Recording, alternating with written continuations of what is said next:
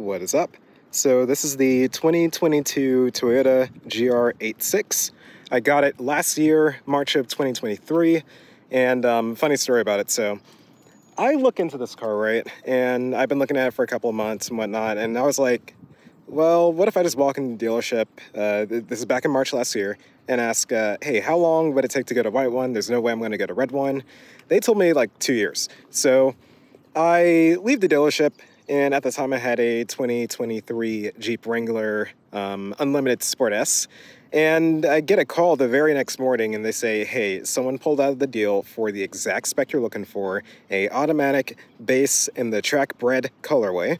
And I was like, great, let me sell my car. So I put my Jeep for sale up on a lot of places. Funny enough, Facebook Marketplace happened to be the winner, and two guys from a Tennessee dealership drove down to my bank to pay off the Jeep, and at the same time I got approved for this thing, and one of the guys from the dealership even drove me to the Toyota dealership to pick this thing up.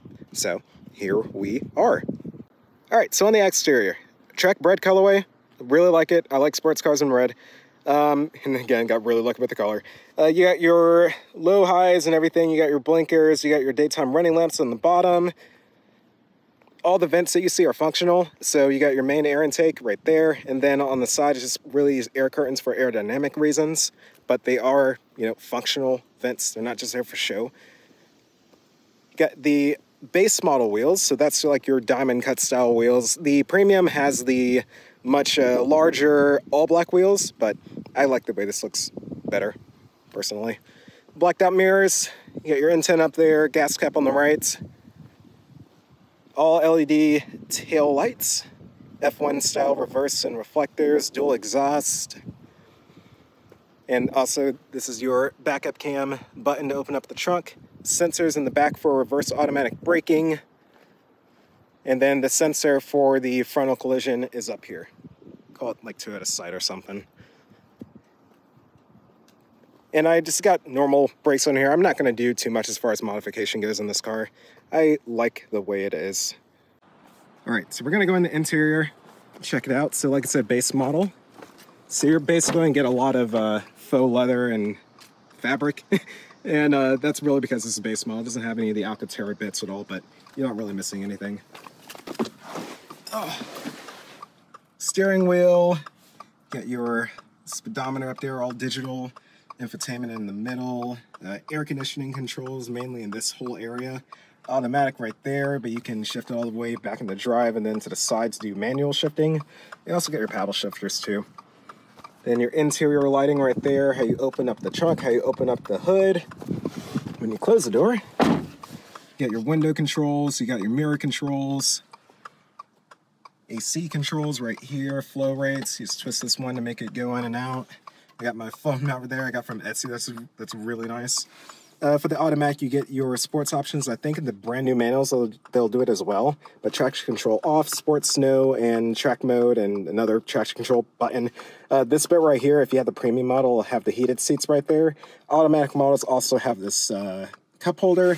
And then you got more cup holders, some ports, USB-A ports, and an aux.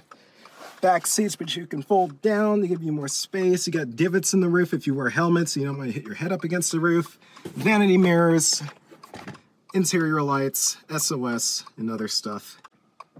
Turn it on, just press the button, foot on the brake.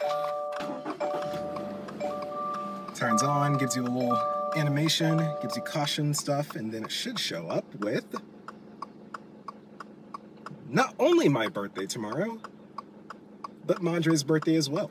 So if you have two birthdays on the same day, I'll show you both of them.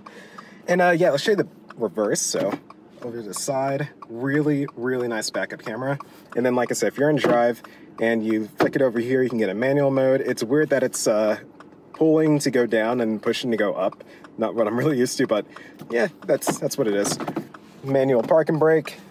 And like I said, you got your paddle shifters too. What's really cool, if you don't want all the frontal automatic braking and reverse automatic braking to happen, you can disable the reverse in the menu, but you can disable it, everything, literally everything, before you start driving by holding down the traction control button.